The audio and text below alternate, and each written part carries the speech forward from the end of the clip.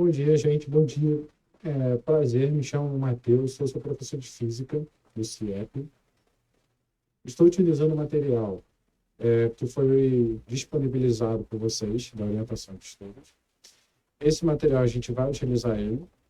Né? No caso, eu vou me aprofundar alguns conceitos da aula, né? Alguns tópicos ali, no caso. A ideia é que hoje a gente veja a aula 1, e qualquer anotação que eu fizer, eu vou fazer no PowerPoint. E esse PowerPoint será disponibilizado no Google Classroom. No final do PowerPoint vai ter uma atividade para ser entregue. Afinal, eu não vou cobrar prova. Entretanto, toda semana terá uma atividade para ser entregue. Um exercício, dois exercícios, assim, coisa muito simples que vocês conseguem fazer super de boa. Certo? E ela vai ter um prazo aí aproximado de 15 dias para vocês entregarem, né? Sempre tentando ajudar o máximo possível. Então, a nota de cada atividade vai depender muito exclusivamente da quantidade de exercícios que a gente fizer. No ano passado, a gente conseguiu fazer algo em torno de 20 exercícios, né, 20 aulas por aí. Então, se a gente for pegar a nota de 100 e dividir por 20, cada atividade valeria 5 pontos. Aqui é apenas uma orientação de estudo, como fazer e tudo mais, mas a ideia é que eu trabalho com vocês exatamente com esse conceito. Então, a aula 1, ele fala muito sobre a física aristotélica.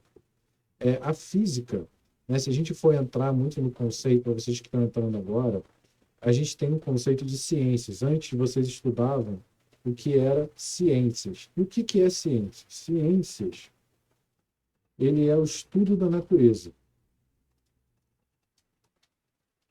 Só que o que é a natureza? A natureza é muita coisa.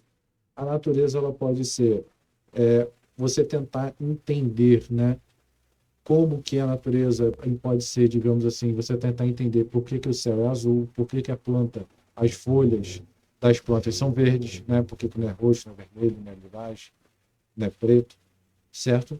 Então a ciência ela tem uma abrangência muito grande, que é o que vocês tinham lá no ensino fundamental.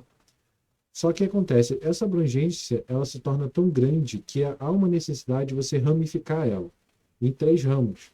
Ou seja, a ciência ela pode ser dividida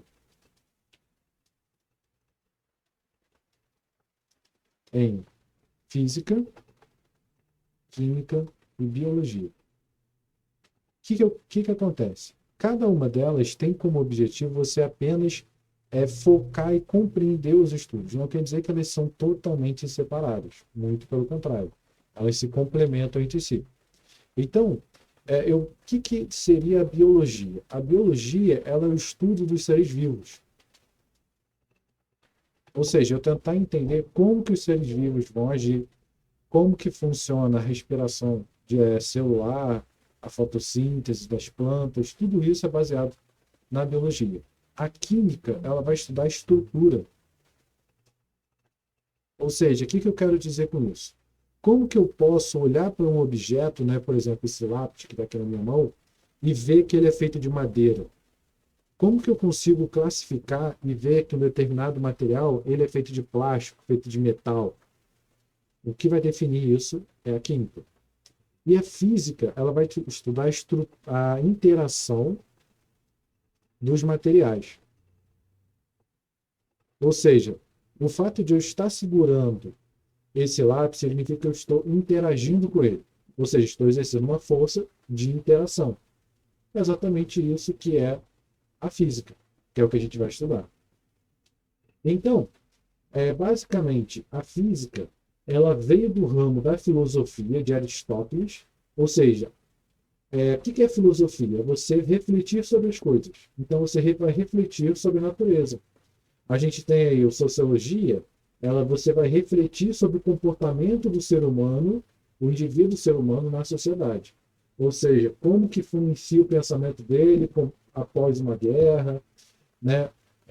Após a ciência, uma descoberta. Isso é a filosofia. Só que acontece, você tem um conceito de filosofia, que era um conceito qualitativo, ou seja,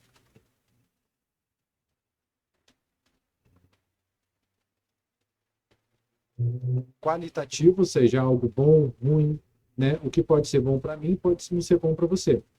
Só que conforme a gente começa a crescer e evoluir como sociedade, esse conceito de bom ou ruim torna-se muito obsoleto. Como que eu vou construir uma casa, né, um carro?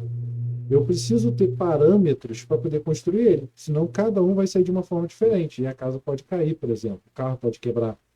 Então eu tenho que sair de dados qualitativos para algo quantitativo, ou seja, quantidade. Um, dois, três, quatro, números. Então,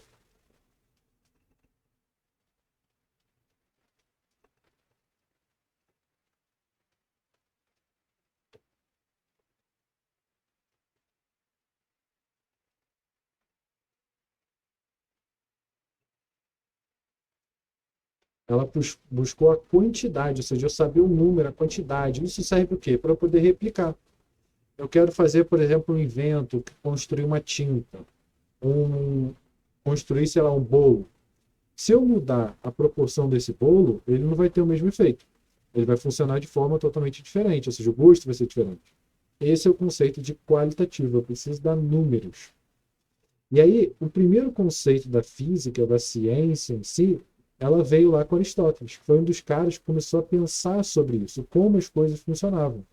E ele pensava muito, né, se tinha um conceito muito grande sobre a parte de astronomia, como que os astros funcionavam, que coisas que a gente vai estudar. Não só como isso, como o conceito de água, ar, terra e fogo, que é os elementos que a gente tinha. Isso vocês vão ver lá na quinta, mas, por exemplo, ele acreditava que todos os objetos que a gente tinha, eles eram compostos de quatro elementos: água, ar, terra e fogo. Por exemplo, a água ela tinha uma capacidade de elasticidade. Então, o fato de eu pegar um papel, né? O fato de eu pegar aqui, por exemplo, esse fone de ouvido, por ele ser flexível, segundo Aristóteles, ele teria água. O ar seria a leveza dele, né? A terra seria a rigidez desse material, ou seja, essa calculadora aqui ela é rígida, né? Ela é dura, rígida, compacta, então ela vai ter terra. O fogo seria a união, né? Por exemplo, se eu pegar um vidro e quebrar ele, dobrar ele, ele vai quebrar facilmente. Mas se eu pegar uma folha de papel e dobrar, ela não vai se quebrar. Então, na teoria de Aristóteles, a folha ela teria muito mais fogo, porque ela tem muito mais união. Pensa no bolo. Quando você bota o bolo no fogo, aquela massa, né, que era ser separada, ela vira uma coisa só. Ela teve uma união, uma consistência. Né? Mais ou menos essa é a ideia. E desde antigamente se tinha esse conceito também de Aristóteles sobre a parte de movimento, que é o que a gente vai ver um pouquinho mais para frente. Deixa eu ver. Mais alguma coisa que ele conseguiu desenvolver. Conceito aqui de movimento, movimento em direção ao centro da Terra, voltando por Aristóteles, né? Alguns conceitos. Ok. Então a gente chegou na Revolução Científica. O que é a Revolução Científica? Nossa aula 2. A aula 2 ela está estipulada no nosso conceito qualitativo. Para eu ter algo quantitativo, eu preciso testar, eu preciso medir, que é exatamente o conceito criado lá por Leonardo da Vinci. Olha o que ele diz. Ó. Aqueles que se entregam à prática sem ciência são como navegadores que embarcam navios sem leme nem bússola. Sempre a prática deve ser fundamentada em uma boa teoria. Ou seja, eu estou fazendo isso para quê? Anotar, né? Antes de fazer de um caso de uma regra geral, experimente-o 2 ou 3 vezes e verifique se as experiências produzem o mesmo efeito. Nenhuma investigação humana pode se considerar verdadeira ciência se não passar por essa demonstração matemática. O que ele quer dizer com isso? Ele quer dizer o seguinte, ele quer dizer que para você ter uma ideia, você tem que testar ela, verificar ela. Exatamente, porque se você quer evoluir, navegar, como que você vai navegar se você não sabe navegar? Você nunca mexeu com uma bússola nem nada. Então você precisa primeiro testar, ter um conhecimento sobre isso para aí sim começar a evoluir, né? Então ele começou a estipular a ideia, que é o que a gente tem de método científico. Ou seja,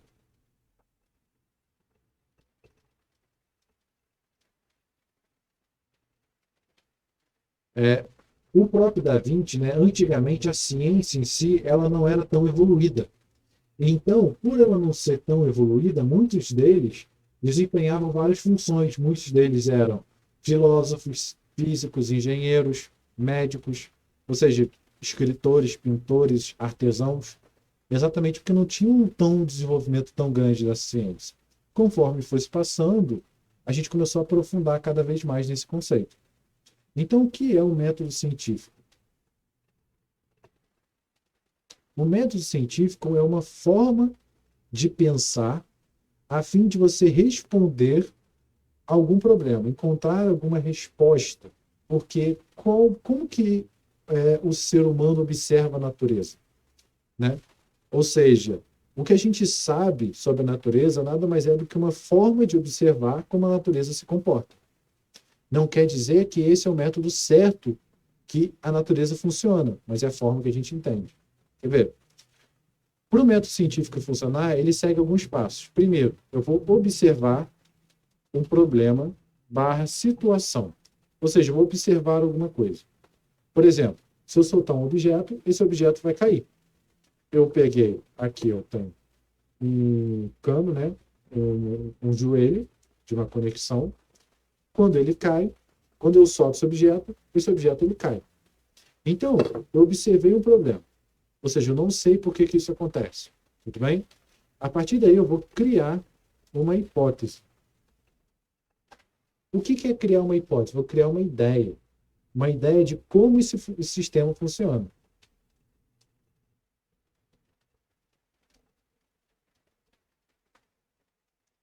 Ou seja, algo que explique o funcionamento disso.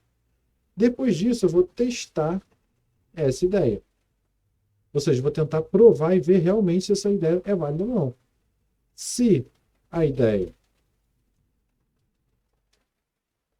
não for, se a ideia tiver falhas, ela deve ser reformulada ou deve ser criada uma nova hipótese.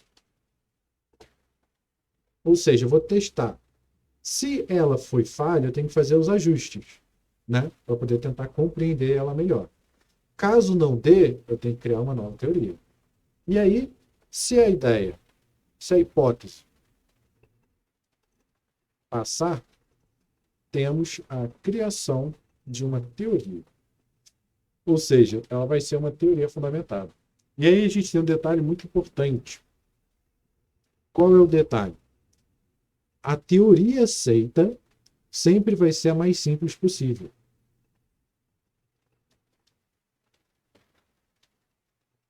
Por exemplo, peguei meu objeto e soltei.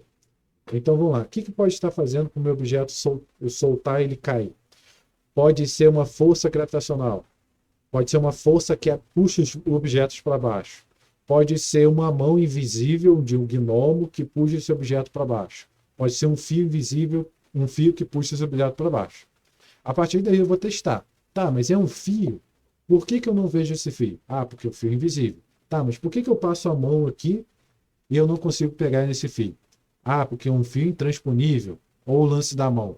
Né? Ah, por que eu não vejo a mão? Ah, porque a mão é invisível. Tá, mas de quem é essa mão? Ah, é de um gnomo. Mas por que eu não vejo o gnomo? Porque o gnomo é invisível. Tá, mas o que come esse gnomo? Onde ele mora? Será que ele está sempre segurando esse objeto ou ele segura só no momento que eu solto ele? Né? Repara que cada resposta que eu dou me dá outras perguntas. E a ideia é que eu consiga responder todas elas da forma mais sucinta possível. Por quê? Se eu consigo compreender como o sistema funciona, eu vou conseguir reproduzir ele. E aí vem um detalhe importante.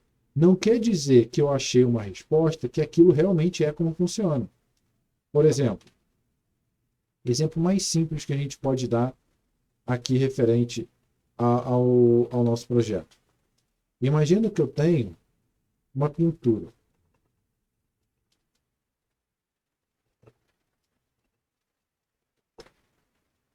Eu tenho, por exemplo, essa pintura aqui, ó. Pode ser essa aqui. A pintura de Cândido Portinari. As influências da pintura de Cândido Portinari. Tá. Então aqui eu tenho uma pintura de Cândido Portinari. Cândido Portinari, ele quis passar uma ideia sobre a pintura dele, né? Uma ideia, um sentimento, algum conceito. Só que o que eu estou vendo aqui pode às vezes não ser o que ele quis me passar. Por isso que eu tenho que testar. Ou seja, o que eu fiz, né, a minha ideia que eu vou explicar para as pessoas. Olha, eu acho que essa pintura ela representa a musicalidade negra, né, porque eu estou vendo aqui pessoas negras tocando, então provavelmente vai representar, por exemplo, a música negra, o samba, por exemplo, né, onde eu estou vendo aqui as pessoas tocando e por aí vai. Isso é uma ideia minha. Outra pessoa pode ter outra ideia, outra pessoa pode ter outra. Então a gente vai debatendo até que a gente vai chegar a um consenso que ele vai ser o mais próximo possível do que a ideia de Cândido Portinari quis passar. A mesma coisa serve com a ciência. Ou seja, cada um vai ter um ponto de vista e conforme a gente entra em comunicação, esse ponto de vista vai ser analisado até que a gente chegue a um valor, né, a um conceito que vai ser muito próximo da realidade de como aquilo funciona. Ou seja, existe uma força gravitacional que puxa os objetos para baixo. Beleza. Pode ser outra coisa mais complexa? Pode. Mas esse conceito é o mais próximo que a gente tem hoje.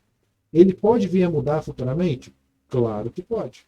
Mas isso tem que ser testado, refutado e medido e por aí vai. Tudo bem? Então, essa é a ideia do conceito que ele quis falar para a gente, né?